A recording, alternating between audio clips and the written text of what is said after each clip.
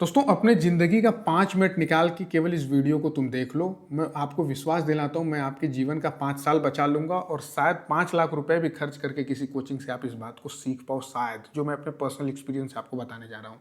यदि आप government exam की तैयारी करते हो या करना चाहते हो तो 5 बातों का ध्यान आपको देना है। सबसे पहली चीज़ है वो है क्लैरिटी अबाउट द एग्जाम। कोई भी एग्जाम को रैंडमली टारगेट मत करना। आज इस एग्जाम को दे दिए, कल उस एग्जाम को दे दिए, परसों जो नोटिफिकेशन आया, जो फॉर्म आगे आते चला जा रहा है आप उसका जो है वो अटेम्प्ट पे अटेम्प्ट देते चले जा रहे हो। आप बहुत सारा समय नष्ट कर दोगे, बहुत एनर्जी, बहुत पैसा नष्ट कर दोगे और आपको सक्सेस नहीं मिलेगा। इसलिए एक पर्टिकुलर एग्जाम आपको यूपीएससी देना है, आपको स्टेट पीएससी देना है, स्टेट पीएससी में भी अपना होम स्टेट देना है, कोई और स्टेट देना है। कौन सा पर्टिकुलर एग्जाम आप चाहते हो टारगेट करना, उसको टारगेट करो, उसी को प्लान करो, उसी पे काम करो। आपको एग्जाम के बारे में क्लैरिटी होनी चाहिए। दूसरी चीज़ सबसे इंपॉर्टेंट वो है राइट गाइडेंस। कई बार जब हम डिसाइड कर लेते हैं कि हम गवर्नमेंट जॉब की तैयारी करेंगे तो आप मार्केट में जाते हो, आप एग्जाम भी डिसाइड कर लियो, पर आप मार्केट में जाते हो रैंडमली कोई भी बुक खरीद लेते हो, कोई भी कोचिंग ले लेते हो, कोई भी ऐप से कोई भी कोर्स ले लेते हो। जब आप ऐसा करते हो आपको लगता है यार 200 की चीज़ है, 500 की चीज़ है। बात इसकी नहीं है, बात इसकी नहीं है कि आपके 200 500 1000 रुपये खर्च हो गए। बात इसकी है कि अगर वो चीज़ आपके लिए रेलेवेंट नहीं है। किताब कोई भी खराब नहीं होती, लेकिन जब बात आती है गवर्नमेंट जॉब की, गवर्नमेंट एग्जाम की, तो वहाँ पे कंपटीशन बहुत ज़्यादा है। इसलिए बहुत आपको रेलेवेंसी पे रहना होता है, बहुत रेलेवेंट चीज़ें आपको पढ़नी होती है। अगर उस चीज़ की रेलेवेंट नहीं है तो बहुत ज़्यादा टाइम आपका लेके जाएगा। और टाइम एक ऐसी चीज़ है जो शायद पैसे के ऊपर है। कई बार हम सब मिडिल या लोअर मिडिल क्लास के आदमी हैं तो हमारे पास पैसे नहीं होते तो हम पैसे को समय से ज़्यादा समझते हैं, पर एक्चुअल में जो सबसे महंगी चीज़ है इस जीवन में वो समय है। क्योंकि वो समय नहीं है, बेसिकली वही जीवन है, समय के फॉर्म में ही हम जीवन को देख पाते हैं। तो रैंडम गाइडेंस में मत पड़ जाना। हमेशा कोई भी बुक खरीदते समय, कोई भी कोर्स खरीदते समय देखना कि इसका आरओआई क्या है, रिटर्न ऑन इन्वेस्टमेंट क्या है, कितना ज़्यादा मैं इस चीज़ को यूटिलाइज करके अपने गोल के ऊपर, गोल के तरफ मैं निकल पाऊंगा। और अगर आपको वो रेलेवेंट लगे, अगर अंदर से आए सारे डेटा, सारे फैक्ट उसके हिसाब से ने, तभी आप उस कोर्स, उस कोचिंग या उस बुक को पढ़ना, वरना उसको छोड़ दो मेरे भाई। ठीक है, यानी राइट गाइडेंस। गलत गाइडेंस आपको गलत डायरेक्शन में भेज देगी। और मार्केट में ऐसी भतेरी चीज़ें पड़ी हुई हैं जो कहीं ना कहीं उतनी रेलेवेंट नहीं है आपके एग्जाम के पॉइंट ऑफ व्यू से। ठीक है, तीसरी चीज़ वो है कंसिस्टेंसी। मतलब आज पढ़ो, कल पढ़ो और परसों भी पढ़ो, लगातार पढ़ो।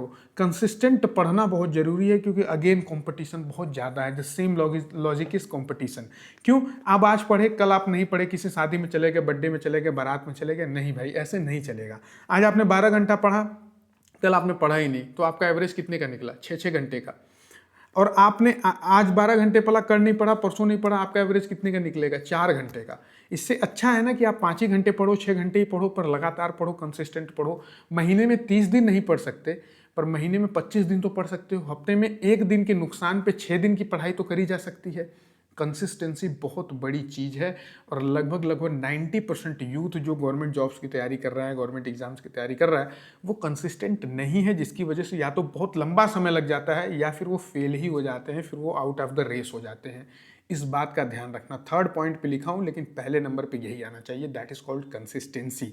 अगला पॉइंट है मेरे भाई, प्रैक्टिस। जिस एग्जाम की तुम तैयारी कर रहे हो उस एग्जाम की रेगरस प्रैक्टिस होना चाहिए। महाभारत में शकुनि कहता था कि युद्ध रणभूमि में हो उसके पहले मनोभूमि में होना चाहिए। यानी आप मान लो स्टेट पीसीएस के एग्जाम को टारगेट कर रहे हो तो आप उसकी तैयारी कर चुके, लेकिन अगर आप उसकी प्रैक्टिस नहीं कर रहे हो, उसके टेस्ट नहीं लगा रहे, उसके क्वेश्चंस नहीं लगा रहे, केवल पढ़े जा रहे हो, पढ़े जा रहे हो, पढ़े जा रहे हो, तो आप एक्चुअल में उस एग्जाम को फील कर ही नहीं पाओगे और उस एग्जाम में जाके आप एकदम लॉस्ट हो जाओगे। ठीक है, कहते the more you sweat in peace the less you bleed in war. यानी मेहनत करते समय जितना पसीना आप निकालोगे, एक्चुअल युद्ध में जब आप उतरोगे तो उतना कम आपका खून बहेगा। इसलिए प्रैक्टिस जरूर करना है, मॉक्स देने हैं, प्रीवियस ईयर क्वेश्चन सॉल्व करने हैं, क्योंकि एक्चुअली अपने नॉलेज को, ये पढ़ाई नहीं है, ये तैयारी है। तैयारी और पढ़ाई में फ़र्क होता है। पढ़ाई हम नॉलेज के लिए करते हैं और तैयारी हम किसी काम को अचीव करने के लिए करते हैं। ये हमेशा याद रखना, तैयारी और पढ़ाई में फ़र्क हमेशा याद रखना कि तुम जो कुछ भी पढ़ रहे हो, अगर तुम उसको यूटिलाइज नहीं कर पा रहे हो ना, तो वो बेकार है।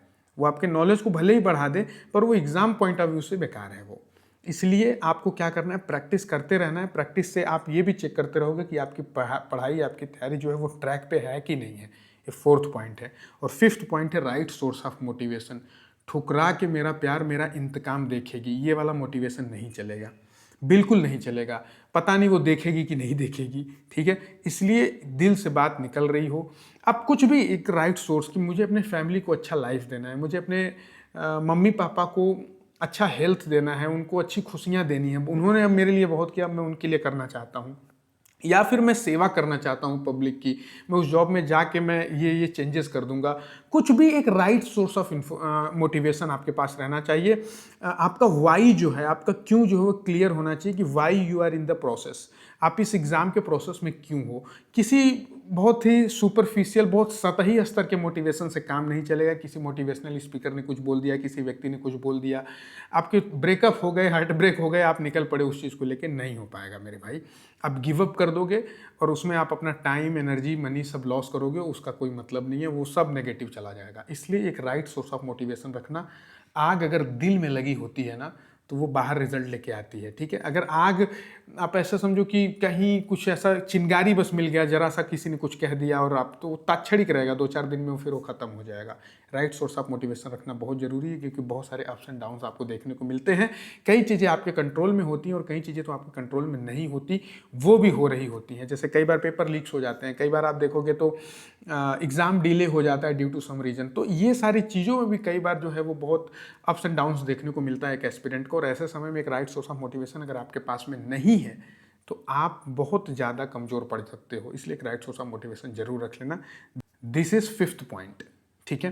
तो ये 5 बातों का ध्यान रखना है। Exam clarity, right guidance, consistency, practice और राइट सोर्स ऑफ मोटिवेशन। उम्मीद करता हूँ बात आपको समझ में आई होगी। कमेंट करके बताओ कितनी बातों पे आपको क्लैरिटी है, और अच्छा लगा हो तो वीडियो को लाइक कर देना और अपने सारे उन भाइयों को शेयर कर देना जो तैयारी करते हैं। यार किसी का समय बचा लोगे इस वीडियो से ना, किसी की ज़िंदगी बदल सकती है, ठीक है?